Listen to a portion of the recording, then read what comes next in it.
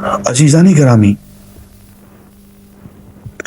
ایک مسئلہ جس سے ہم دو چار ہیں، دیکھیے اس مسئلے کا حل حضور اکرم صلی اللہ علیہ وسلم نے اپنے زمانے میں کیسے نکالا۔ مہنگائی کا مسئلہ، آپ کے زمانے میں مہنگائی کی بنیاد اور وجہ مڈل مین تھا، شاید آج کل بھی وہ ہے۔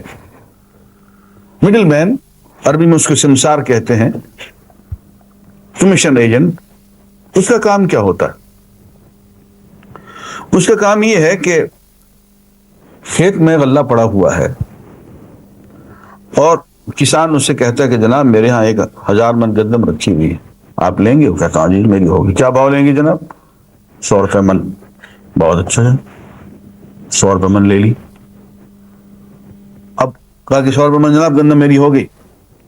اب یہ اس سے یہ کہنے کے بعد کہ یہ گندم میری ہو گئی، آج جناب کسی اور کو ٹیلی فون کرتے ہیں، رابطہ کرتے ہیں، اچھا بھائی میرے پاس وہ 1000 من گندم رکھی ہوئی ہے، تم خریدو گے؟ وہ کہتا ہے ہاں۔ کیا بھاؤ خریدو گے؟ 150 روپے، 125 روپے، 120 روپے۔ میری ہو گئی، گندم اب یہیں رکھی ہوئی ہے۔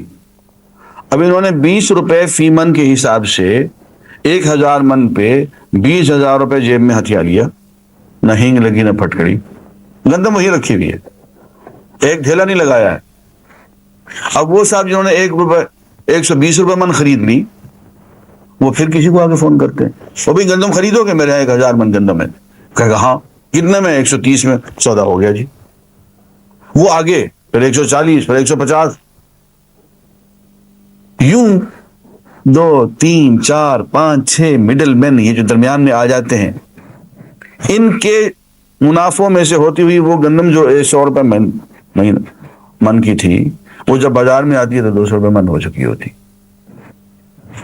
حضور اکرم صلی اللہ علیہ وآلہ وسلم نے اس زمانے میں یہ حکم دیا کہ کوئی شخص کسی چیز کو، اور خاص طور پہ غلے کو، اس وقت تک فروخت نہیں کر سکتا جب تک کہ اس کا صحیح طور پہ مالک نہ بن جائے۔ اور صحیح طور پہ مالک وہ اس وقت بنتا ہے جبکہ اس چیز کی قیمت ادا کر دے اور اس چیز کو وہاں سے اٹھوا لے، اپنے گودام میں لے آئے۔ 2 شرطیں ہیں مالک بننے کے لیے: قیمت ادا کر دو، اور صرف قیمت ہی ادا نہیں کرنی، اس کو وہاں سے ہٹا لو۔ اب عزیزان گرامی ذرا غور کریں، جو شخص گندم کو کھیت سے ہٹا کے لائے گا تو کہاں لائے گا؟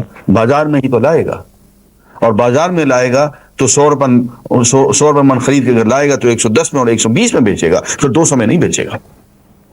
مہنگائی کا ایک بہت بڑا سبب یہ مڈل مین ہوا کرتا ہے، یہ درمیان میں، جو سمسار بھی کہتے ہیں، کمیشن ایجنٹ بھی کہتے ہیں۔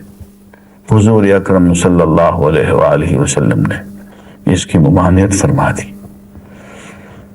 اور مہنگائی کا مسئلہ بہت حد